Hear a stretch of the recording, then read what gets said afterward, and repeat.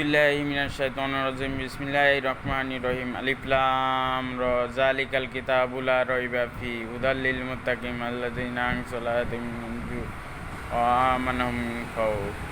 কতটুকু সঠিক হয়েছে আরবিতে জানা নেই, তবে যতটুকু পেরেছি পড়েছি পাঠ করেছি। হয়তো বা এতে কোনো ফজিলত থাকলেও যাতে আমি জানি না, হয়তো বা আল্লাহ তাআলা দিবে কিনা না দেবে, তবে এটা একটা পবিত্র কোরআনের কিছু আয়াতের অংশ।